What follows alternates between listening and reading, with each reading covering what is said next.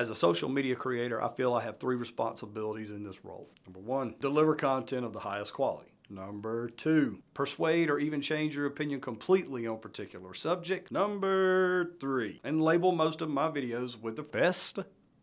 If this channel was dedicated to sports, music, or automobiles, you'd want my opinion on best player, best band, and car or truck. So with that, meNyou are about to make what I consider to be the best steak. I'm willing to bet that this is going to be the most extra steak cooking process that you've ever seen. But hopefully I can cover some information that you didn't know using my offset smoker, my drum smoker, and my tried and tested with over 20 years of cooking experience on one, a Weber kettle, to cook you the best steak you've ever eaten in its purest form. This is going to be a multi-video series, and I want to start off with seasoning. Everyone, yeah, all of you people, has a strong opinion on this one, and to each their own. My personal stance on liquids and marinades in the steak prep phase, I gotta hit you with that Randy Jackson response. Yeah, dog, that's gonna be a no from me. Especially the oil and vinegar mixtures that you can find in your local grocery store in the salad dressing aisle marked as Italian. The United States Department of Agricultural website states that meat is made up of about 75% water, 20% protein, and 5% other stuff. It just doesn't apply in chemistry books, but it also carries over to food.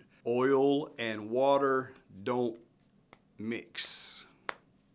So if you're marinating or trying to cook your steak with cold oil applied to it, you're going about it the wrong way. That oil is going to sit on top of your meat, that 75% of water, and is going to inhibit seasoning and smoke penetration. Let's just think about it for a second. Take a steak covered in oil. You have to burn that oil off before the flame ever kisses the meat. Doesn't sound too appetizing when you think about it that way. So my line in the sand on seasoning a steak: salt only. Bruh don't even sprinkle black pepper on his steak. He ain't put no Montreal steak seasoning on there and nothing. No Worcestershire sauce. You probably put raisins in your potato salad. All right, I got you.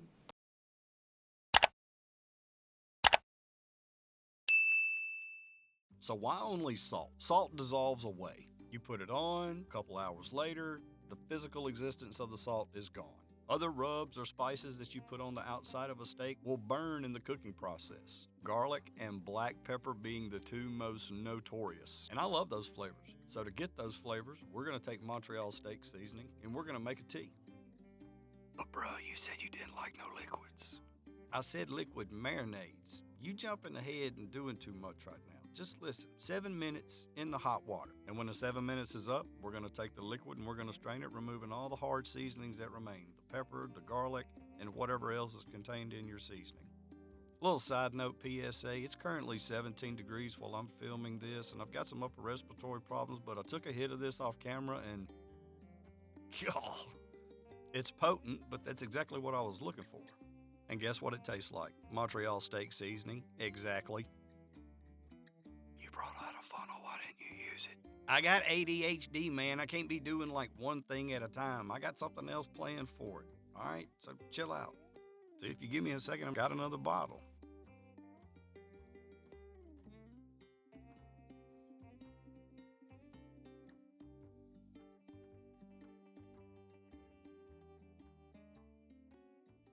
Grill masters and pit masters alike should know this. Take the clean side of the charcoal bag and point it away from you. Start on the left side and untie the knot and then pull, and you should be able to do this. Just takes practice. So while we fill up our coal basket, I want to give you a little bit of information on my smoker. In normal barbecuing conditions, meaning it's warmer than it is today, this cooker loves to run around 275 degrees. And for what we're cooking today, I don't want to cook that hot. Now the outside temperature helps out a lot with this, but still with an insulated firebox and really thick metal that the smoker is constructed of, I need to make a smaller coal bed. So with a coal bed this size, I should be able to maintain around 250 degrees while still allowing a split to catch instantly when placed on the coals. And just get a cheap shovel like I'm using here. Accidents happen, coals spill out, and you need to return them back as soon as possible. This split only took around 30 seconds to fully ignite, and now it's time to get up to 250 degrees. While we wait, let's prep. One of the most important things in barbecuing is consistency, not only in the methods that you use, but the products that you use. And for me, every time I use salt, I go for the Diamond Crystal Kosher salt. We never want to use iodized table salt for seasoning anything. Always go with kosher salt. So when you gonna use that stuff? Boy, if you don't quit being impatient. So with our salt laid out in each pan in the smoker, now we want to take our Montreal steak seasoning tea and apply to one side, and then we want to take our Worcestershire sauce and apply it to the other side. After that, we're going to close the lid. We're going to maintain a temp of 250 degrees. We're going to add one split around every 30 minutes. And after the first hour, this is what you got. Give me some trap house music.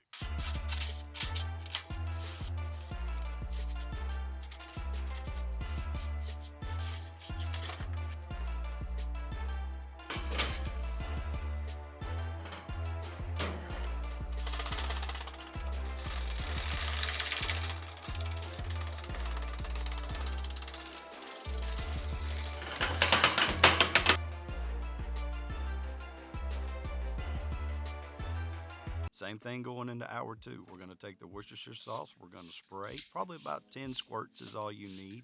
Same thing with the Montreal steak. Around 10 squirts. Close the lid. Maintain 250 degrees for another hour. And at the end of the second hour, this is what we're going to do. The same thing that we did at the end of the first hour. You can see that white salt that I'd moved around is now a little brown. The brown salt from the Worcestershire sauce, it's a little browner. And we're going to keep doing this all 4 hours of this cook. One thing I do want you to realize is at the end of each hour, I am swapping the tray closest to the firebox to the closest to the smokestack, just in case there is any differences on hot spots in the cooker. And when we're done, same thing. We're going to close the lid. We're going to go into hour 3, maintaining 250 degrees. Yeah, that's 2. I got you. And at the end of hour 3, here we are again. Same thing. We're doing the same thing for all 4 hours. This salt makes a difference in your steak. What's all them black hairs on that salt? It's not hairs, you're burning wood. It's going to fly places, especially on whatever you're cooking inside your cooker. And after a little choppy chop, we want to remove the salt from the trays and place them in an open container. Don't put a lid on the container because there will be residual heat that will cause steam within inside the container. So with all that work being done, this is what we're left with. What does it smell like? Pecan. What does it taste like? Montreal steak seasoning. The next one. Smells like pecan. Smells like Worcestershire sauce. Tastes like Worcestershire sauce. Let's put these in a better container.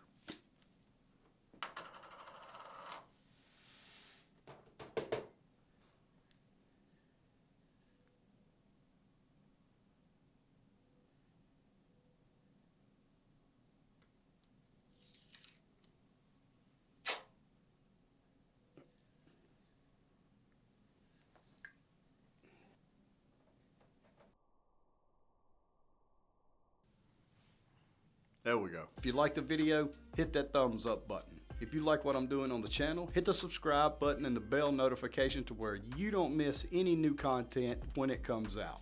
Besides, we got steak part 2. Later.